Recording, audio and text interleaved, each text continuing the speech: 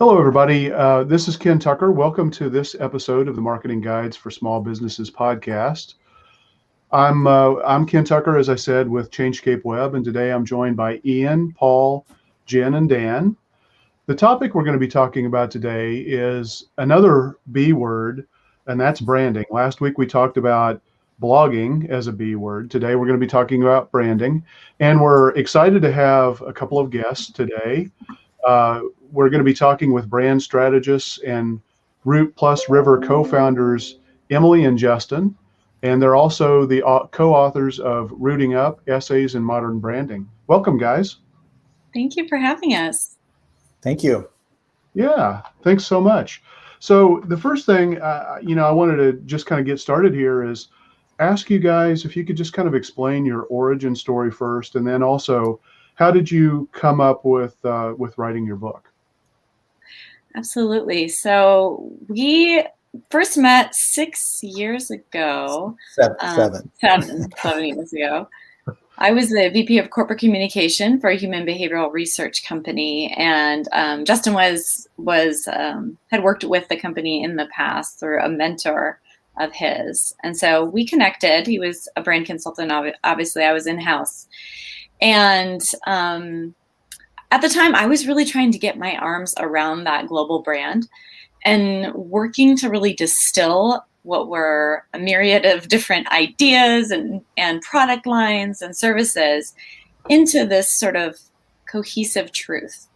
And I had found through my career to that point, particularly once I came out of journalism and got into marketing, PR, communications, that business owners really, entrepreneurs, they poured themselves into their work. They gave everything to it, emotionally, mentally, physically. And yet they had this gap between all of that energy and expressing it. And to me, that felt like an injustice. They would sit down to sort of put together marketing copy or even core documents for the company, and they'd fall back on cliches and fall back on really schmaltzy taglines.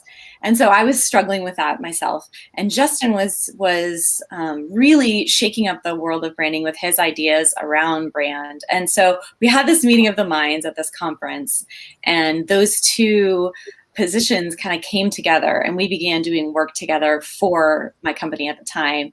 And a little while into that collaboration, we realized that great brands are spiritual experiences, and articulating the spirit, the energy, the passion of a business was a magical ability, first of all, that we shared and that we enhanced in one another.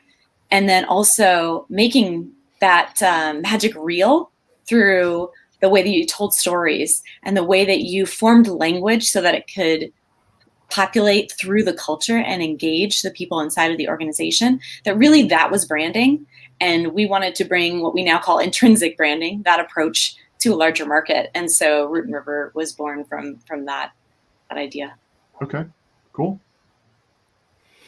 You talk about the magical or the magic, absolutely. But how do you bring the magic home and, link the correlation between branding, marketing, and lead gen to actually get some business coming in?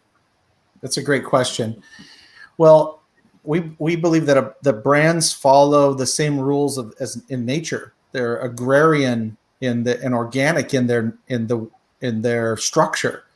It's only in the last 70 years where branding was seen as some sort of external construct that you tried to promote with, PR and advertising. But the reason we call what we do intrinsic branding, Jen, is because it starts on the inside. And these principles apply to whether you're a solo entrepreneur of some sort or you're the CEO or head of marketing for a big giant company. It's just a matter of scale. And so you can imagine then that there's beneath the surface of a brand is the root system. And the root system, and we know this about nature, you reap what you sow, what you plant, you grow. It's part of the laws of nature. So the seeds that are planted in the soil, what we call the soil of the soul, are things like an organization or leader's belief systems. those have a huge impact on the brand because they inform behavior, and behavior informs the brand experience, whether it's the internal brand or the external brand. A second area that's part of the root system of a brand is around mission. Not your mission statement, which usually sucks, to be blunt. Most mission statements are just evidence that you hired some people to come up with something you don't like. But the mission is that burning desire inside of you and the rest of the team to make an impact in the world. And then the third element of that is related to your standards, which standards eventually become the culture, and then they become also the brand experience. But they start with standards. Standards are like mantras that guide the behavior, the way you treat each other inside of a company, the way you treat customers. And you can see brands, let's say Southwest Airlines as an example, they have this deep root system. So when they express it in their branding and marketing and then in the customer experience, it's authentic and it's real. And it doesn't have that shiny fakeness like a lot of brands have, because it's born from the soul of the brand that the founder came up with, years and years ago. And when you do this right, by the way, your brand can outlive many CEOs. You can look at Disney as an example, or Ford. They've outlived their CEOs and multiple CEOs, but keep that same spirit, that same magic. Yeah. So when it comes to marketing and lead generation, how important is messaging and what role does it play exactly? Messaging is huge. Messaging is everything. And this builds off of Jen's question too. Like, this is where the magical gets real. So when you're speaking from a place of beliefs from that root system and you're speaking bold truth, branding is an act of courage. It breaks through the cacophony of demands for your attention and time and money that are out there, because you're not telling somebody something. Well, you're not repeating again some cliche or some overused statement, or like blunt force trauma marketing them with a phrase that they are attuned to ignore because of the overload of information. You're speaking to them from the soul of truth. And so that breaks through. Having a message that's simple, unexpected, and emotional, and is rooted in what you truly believe, breaks through. And it does two things, to be really honest with y'all. It attracts, and that's what everybody wants, right? We want people in the funnel. We want people to click through to that form. But this other thing happens is that it repels. And we invite people into this idea that branding is much more about repulsion than it is about attraction, at least at the level where you're developing it, trying to adapt a mindset of, okay, what do I know to be true for me that I want to put out into the world, that I feel confident and driven to do, that is also going to maybe push away the people who don't believe what I believe as quickly and efficiently as possible, so they don't become a drain of my time, resources, and energy. I once, before Root+River, had the privilege of, not really, but the privilege of firing a client. It is a terrible experience. I never want to do it again. But we all know that drain on our people, on ourselves. And so when you do branding, intrinsic branding correctly, you have a salient message that breaks through the noise, that attracts the people who are aligned, who will stay longer, spend more, and refer you more frequently. And you're not wrestling with people who are misaligned, who will drain your company. So messaging is everything. We often refer to it as like the tip of the spear. It's sort of the sharpest edge of the scalpel. And you only have, as we all know, a few seconds to make that impression. And that's why it has to be simple, unexpected, and emotional. I would think too that's it's critical also for inside of the business or the organization. Right now, employee retention is a big deal because hiring new employees is really hard. And so, what you're talking about, I assume, resonates equally as effectively inside the organization as outside the organization. Yeah, totally agree with that. There's a reason too. Sometimes we get brought in through the HR door, even though we're branding people, because your culture is your brand. You used to be able to keep that separate. So if you had a tyrannical boss, or you were doing stuff that was terrible, unethical, you could still have a shiny brand and no one would really know. The positive side of that is that really there's one, we're focusing on the humans that touch the brand. So there isn't we don't really make any split between the internal customer and the external customer. It's one brand, one message, certainly different expressions of that, depending on if you're doing outbound marketing or, digital marketing, whatnot. But if you focus on when you focus on your internal audience first, it's your first customer essentially.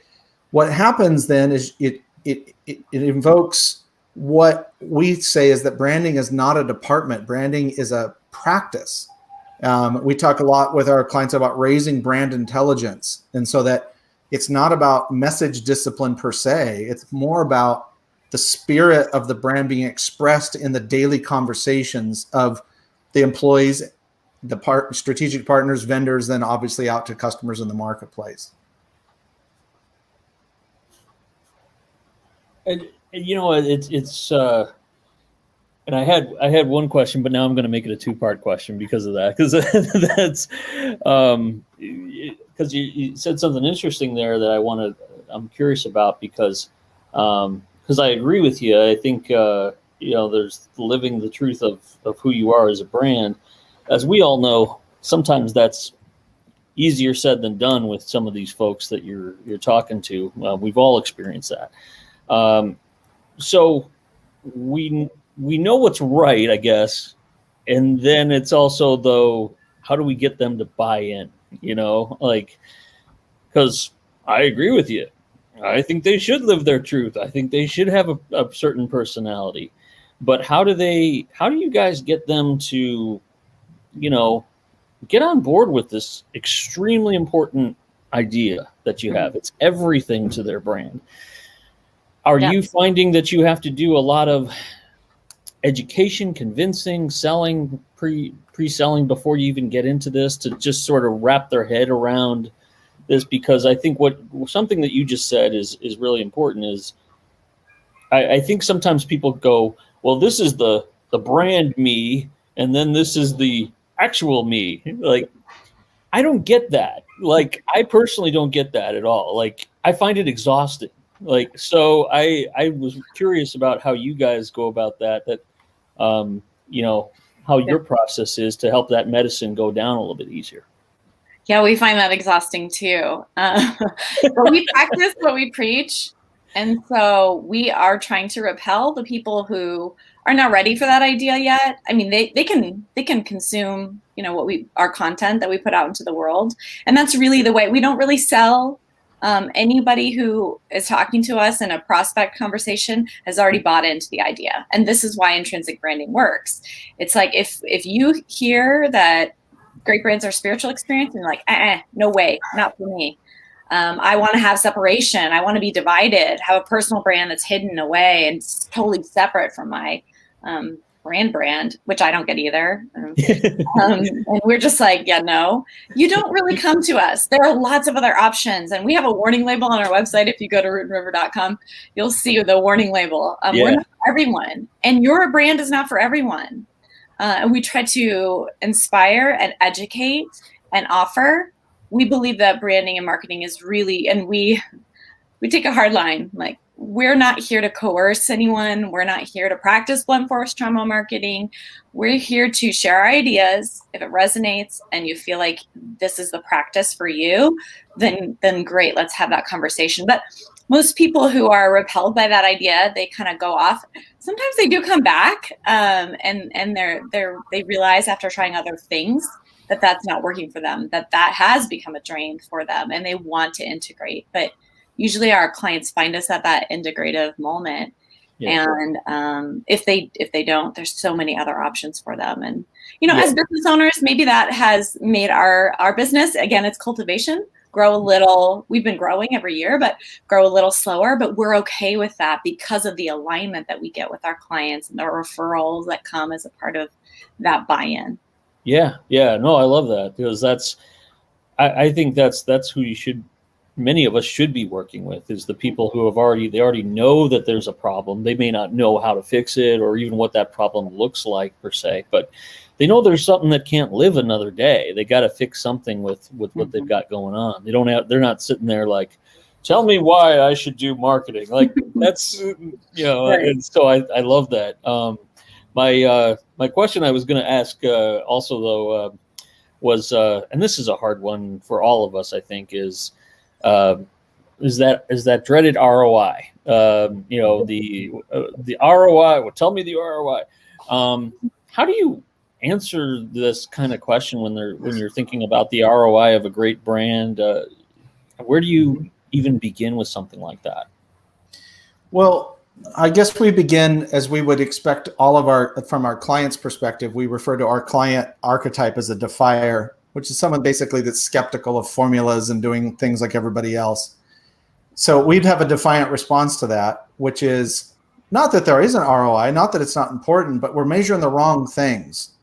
It's a silly metaphor, but it's like trying to fight obesity by banning large pants. You're working on the wrong end of the problem. And so we look at 3 areas of a related ROI. One is long-term brand equity.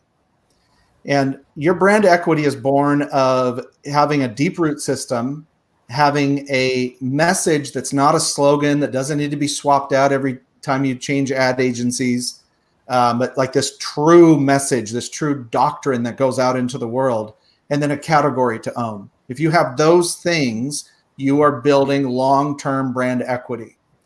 The more brand equity you have, the less you spend on advertising, the less you can spend on advertising. Example of this is GM. This is numbers from a few years ago. GM spends about $1,200 to acquire a new customer. Ford spends about $300. That's a direct correlation to strength of brand. So the second one is related to that, which is customer acquisition cost. How much did it cost you to land that customer? And one of the things that Emily and I bonded over quickly early in our friendship and then later our business partnership was that marketing was often seen as either a necessary expense or just the spending of money and the doing of tactics. Yeah. And I come from a sales background, so if those tactics aren't producing, leads and whatnot, then what it means you're just having to spend more money, more time, more energy to go out and try to acquire attention, which to pay for attention is stupid most of the time, really. To pay for retention, which goes to the third ROI point. The third ROI point is, and this takes some data tracking to do this, right? If you're in a larger organization, which is what did those relationships produce? Where that comes from is we get a lot of clients when they first come to us, we ask them about, what are you doing now? What are you doing to market? And they're like, oh, not much, mostly. And they kind of apologize. Oh, it's mostly word of mouth. And we're like, great, build your brand around word of mouth and watch what happens. But to do that, you have to have a great brand. You can't have a crappy brand and good word of mouth. The brand physics don't add up. So those are the 3 areas that we really emphasize, regardless of the size of the organization. Those are the top 3 that we would emphasize. Cool. Yeah, I think and we always remind ourselves, sometimes we forget about the lifetime value of that person that you're bringing on. I mean, even with the word of mouth kind of person, it's like, well, you got them in, but how long have they been with you? And do they, to your point of their behavior, do they refer other people as a result of working with you? All that's all great stuff to track. Admittedly, sometimes I think we forget that it's not getting them in the door, but actually, okay, how does that continue to pay off? Yeah, exactly. Cool. Earlier, you guys mentioned intrinsic branding. I was wondering if you could unpack that a little bit more for our listeners, what that is, how it works. Yes, absolutely. So intrinsic branding is branding basically that comes from the inside. It's built upon knowing what your message and your belief system are, and then sharing that in a way that is evocative and consistent in the market. It stands in contrast to sort of the standard of the 20th century extrinsic branding, right? Like, let's create this false reality. Let's create a character, Tony the Tiger. Let's create this paragon of goodness, like Betty Crocker, or this rugged, outdoorsman, like the Marlboro Man. And let's organize around manipulation. And let's try to figure out, you hear this a lot today still, I want to figure out what the audience wants me to be and then be that. And we just believe that those are really dangerous, false, and risky approaches in the 21st century, because when your brand and your culture are out of alignment or based on falseness, that is ground that is going to shift. And in that shift, your brand will be exposed in an extremely negative way. And you could be canceled right at that point, because it's not based on reality. And you cannot, there's really no way to keep that up long term. So intrinsic branding, building upon what is real and true for you, and then going outward with those stories and that message and those standards consistently, gives you this advantage. And again, a long-term ability to grow your brand in a way that will benefit you and also the market. So if you are sharing something that's deeply held, it has this opportunity to improve the world. And that's who we tend to work with, the people who really want to shake up or freshen up their industry or make a big impact on the world, whether that's for-profit, social good, or not-for-profit. We work with all three. And so that's a little bit about the philosophy of intrinsic branding. It's not my dog this week. It was my dog last week. It's not my dog this week. I just want to say it's mine. I'm so sorry. That's okay. It was my dog last week. I just didn't want anybody to think it was. They got me last week. I'm just surprised all the other dogs don't start barking at the dog that's barking. Mine would if she was in here. Yeah. No, and that's awesome. The thing that really resonates with me, what you were saying there, is authenticity, right? We focus a lot these days on telling our clients you need to be authentic. And I think what you're talking about is carrying that into the brand. Your brand has to be authentic. And if it doesn't, it creates a dissonance to what you're actually presenting to the world and what you're going to be delivering. And totally. And I would weigh in with that. Oh, sorry, go ahead. You're burning valuable energy because you're trying to deal with a misalignment, and it's being something that you're really not. And that's I don't know that many organizations have a whole lot to waste right now. Right.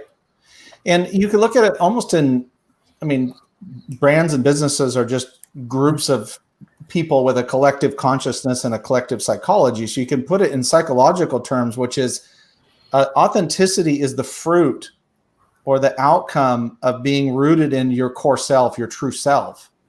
And that's true. That's why we say a lot of brands are having identity crises right now, especially brands that are older brands led by men.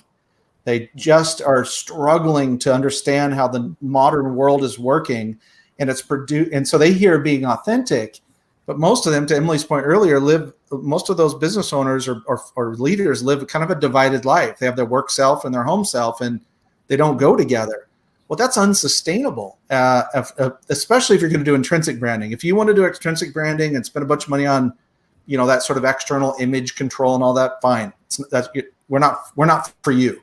But if you want to if you want an authentic brand, there needs to be a willingness to do the work to go inward.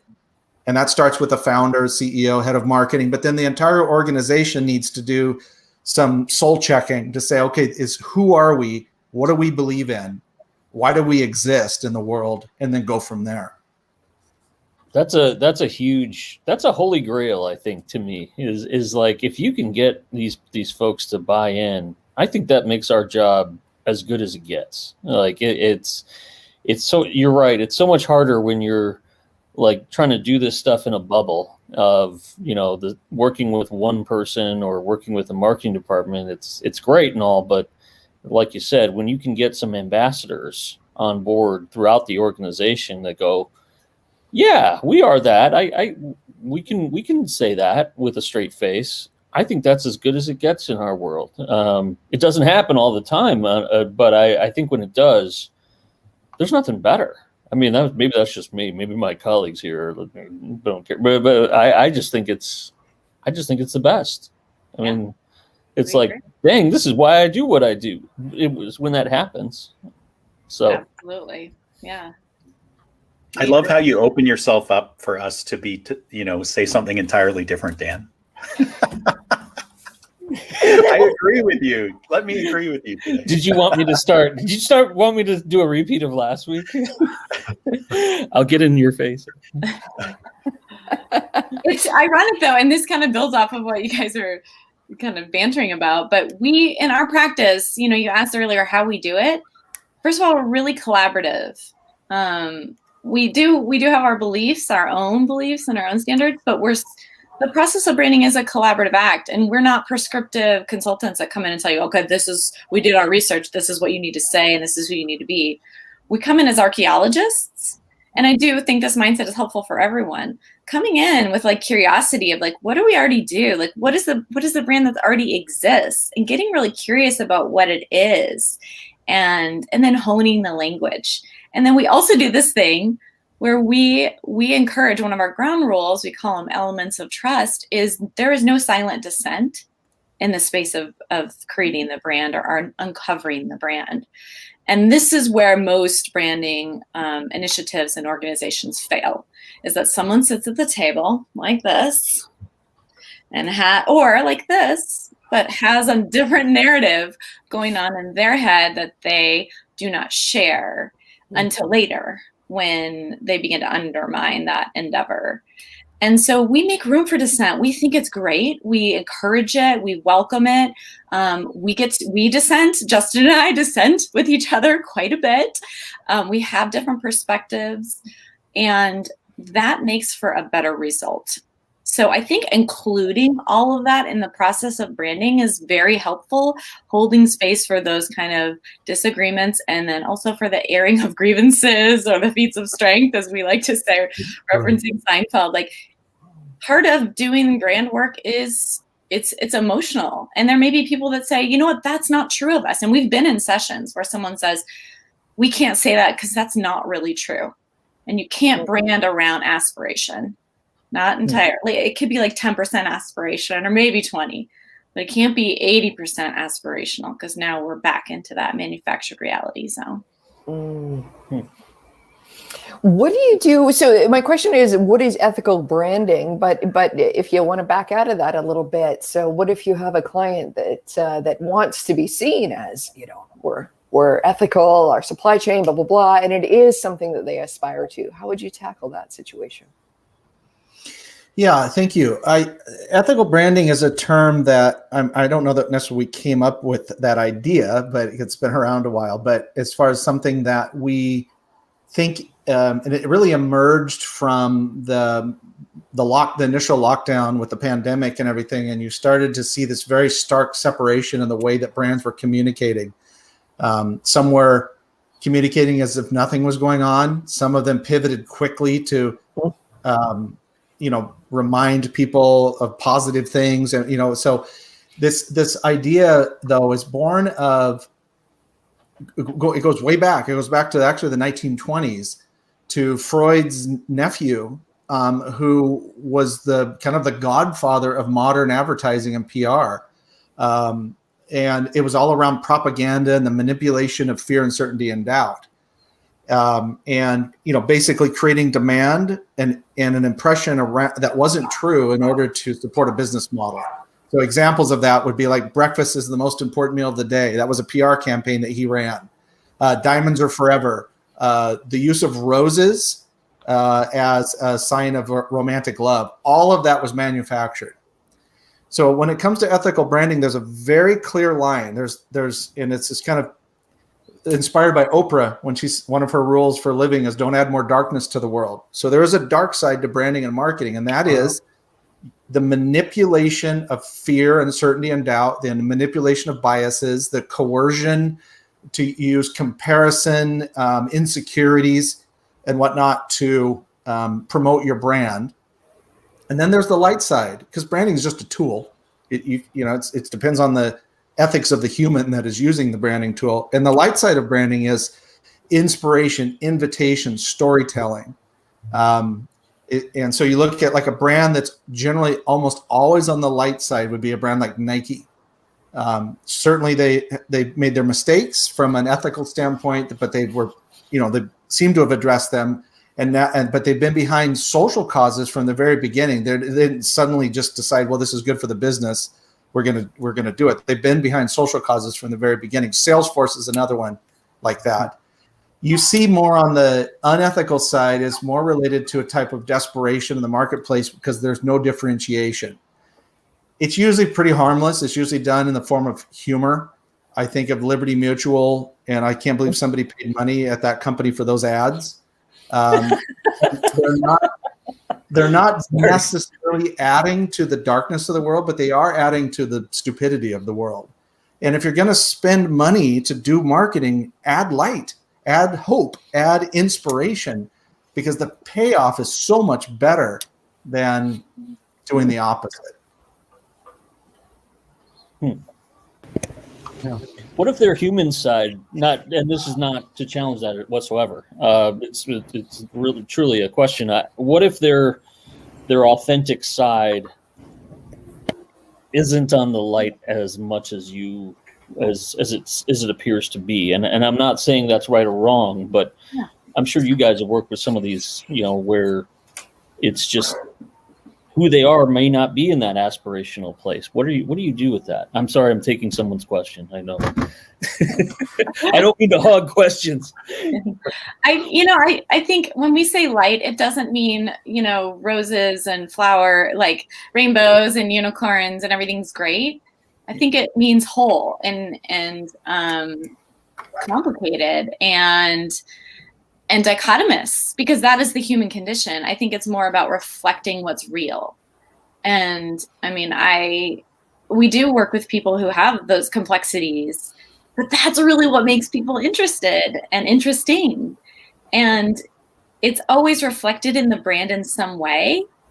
So yeah, there can be difficult moments kind of looking at that, maybe how our shadow side is playing out in the brand, but it's real. And it kind of goes back to that conversation around authenticity and being genuine. And as human beings, we're really good at sniffing out insincerity, and it does repel us. And so again, it's not just about, being positive and hopeful. And I think Nike has done a good job of this. They are reflecting a struggle, and there are other brands that do this well too. And they are reflecting, in the best of cases, their own internal struggles. That's really the height of branding, in my mind. Ethical branding is saying, hey, we're not perfect. We're struggling with this. Here's the steps we're taking, and we're going to continue to listen and grow with you. And I think so many people mismanage crisis, crisis communications and crisis marketing by not doing that, when the answer to me is always so simple, is to say, we hear you, and we did the best we could, and we're going to do better. A great example of this is Lin-Manuel Miranda. When Hamilton was put out on Disney Plus, it was just around the time of the unrest that was going on in the wake of George Floyd's murder. And he took a lot of heat for the portrayal of the different characters, and not necessarily dealing with slavery in the production. And he listened for a few days, and then he just said, fair game. I'm an artist. The criticism is welcome. I did the best I could. I spent 7 years or whatever it was writing this, and it is a reflection of flawed people. But thank you for the criticism, and kind of moved on. And it just died. It just died because it was real. It was human. And I think that's a wonderful example of the light. Yeah. It's easier to do when you're already genuine, though. If you're not genuine, then it's harder to pull off. Yeah. Well, you see it too with, social pressure and market pressure are the same thing now. And after the January 6th insurrection, and then after the when the election integrity was called into question and all of that, the number, and then what happened in Georgia, the number of brands that would have never said anything, said something. And that's another part of this. This isn't about being what we call woke washed, which is sort of pretending to be all enlightened when you're not. It's just a good marketplace, as opposed to like being willing to take a stand. One of our mantras is it's always good for your brand to take a stand. And that's an extension of both ethics and sincerity and being genuine and all that. It all relates to kind of this continual pattern of behavior. But sometimes history approaches you, and to reject history, to ignore history because you're worried you might offend somebody, is a sign of weakness. And so brands like Home Depot and Coca-Cola and NASCAR and these brands, like I saw some the other day, and I don't mean this as a political statement at all, but it said, who knew that Republicans would be against Coca-Cola and baseball? Like as an example of just how wildly different the world is. And these are influenced by brands. These are brands making these changes. I think to me, that's a type of ethic, not so much what you believe, but that you're willing to stand up for what you believe in.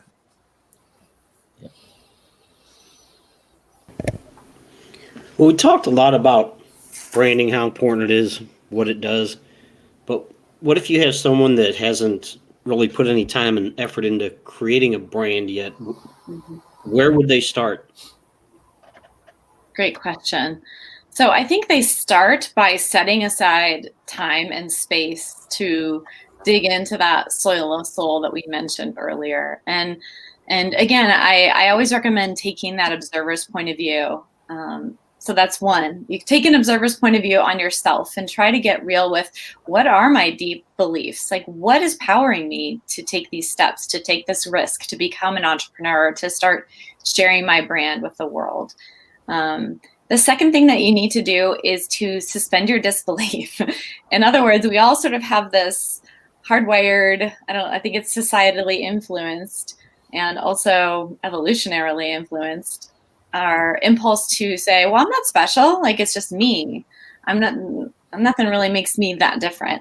You're going to have to set aside that belief to allow yourself room to really dig into what does make you unique. And something makes you unique. A lot of things make you unique, but we have to get rid of that idea that we're not special.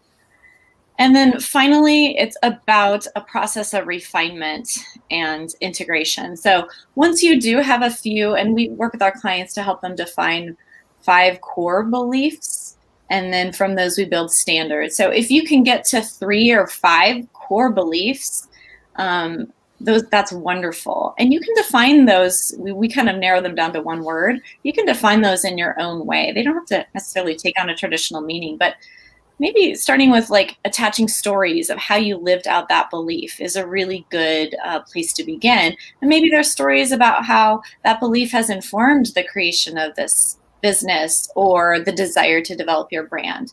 So it's making this connection. It's crossing this bridge from the separated selves that we tend to kind of fall into, the dividedness that we fall into as human beings.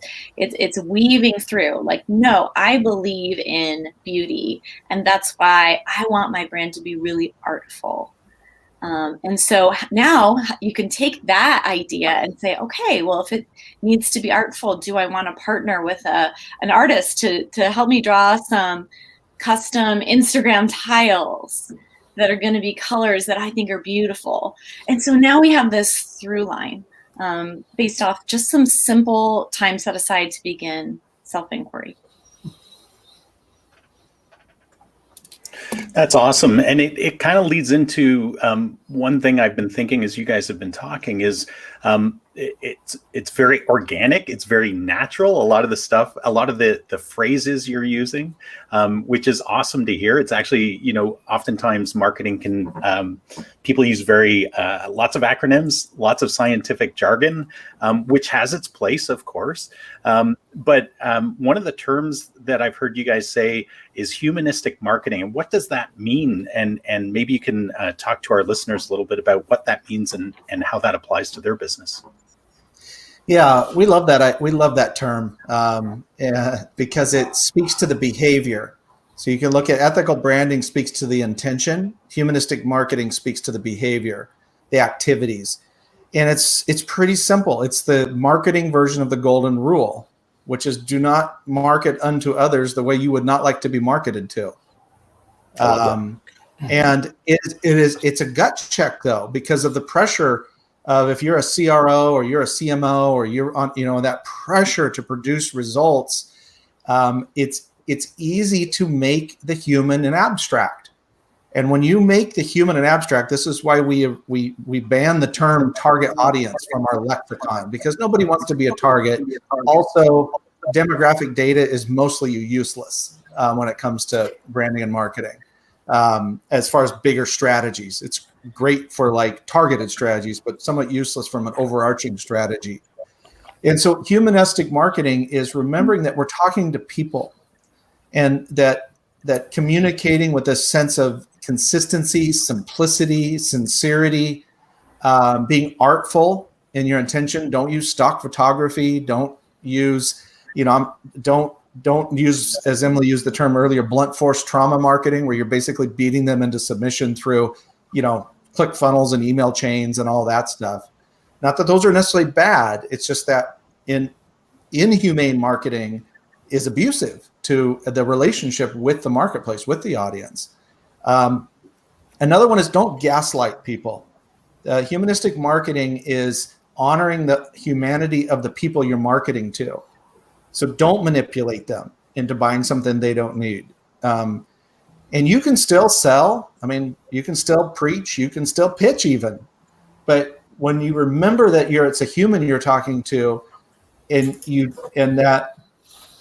that there's a tendency with marketing to gaslight the audience into creating a false reality. It's far more common than I think than people realize.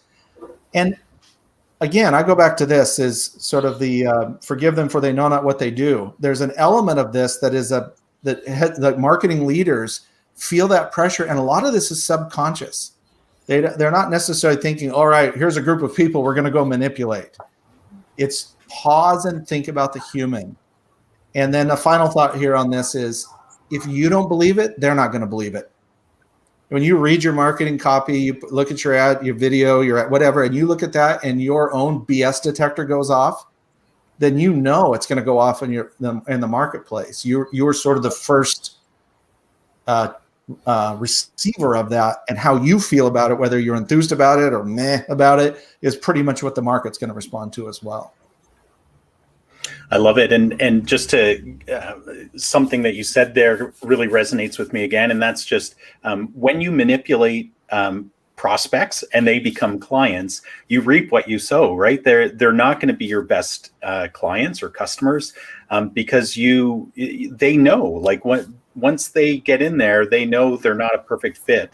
And some people feel quite jaded after that. So it always makes sense to be to represent yourself truthfully. I think that's my approach anyways.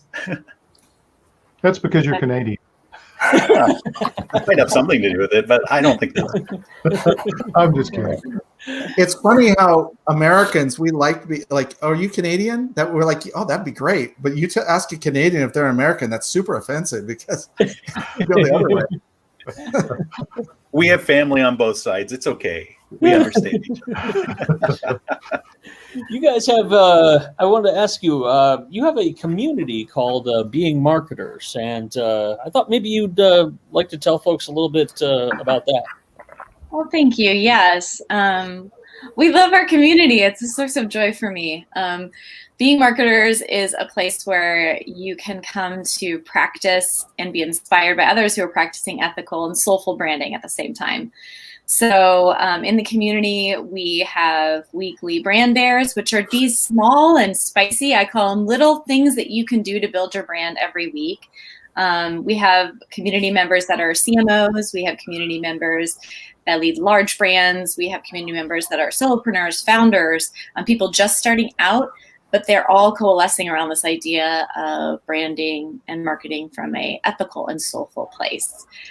So we have weekly live kind of office hours in the community, and just the conversations have been really rich. We actually just launched at the beginning of April, and since then we've just seen people sharing strategies, sharing inspiration. And we really created it because marketing can be so overwhelming and really lonely, particularly in the last year and a half, right? I mean, we've all sort of been in our heads of what do we need to do? How do we need to evolve to this new marketplace? And it's mostly up here. And we fall into that ourselves. So to be able to have a place where you can come, be a human being first, and then an intentional marketer second is really the idea behind the community. So we welcome everybody to check that out and come in and see what it's all about. Cool. Awesome.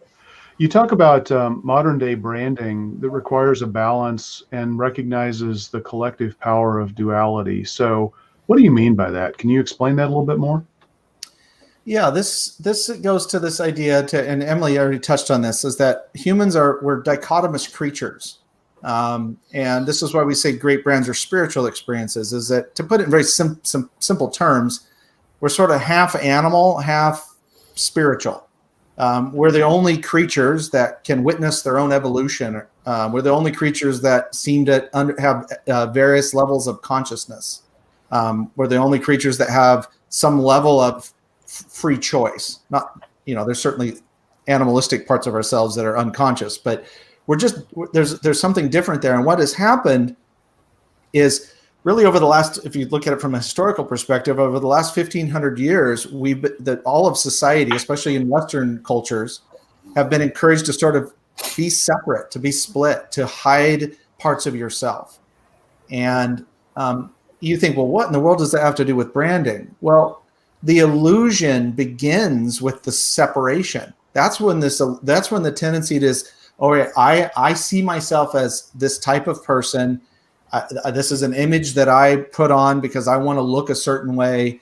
And then you start to get a little bit of success, and then you can hire somebody to go market that image to the world.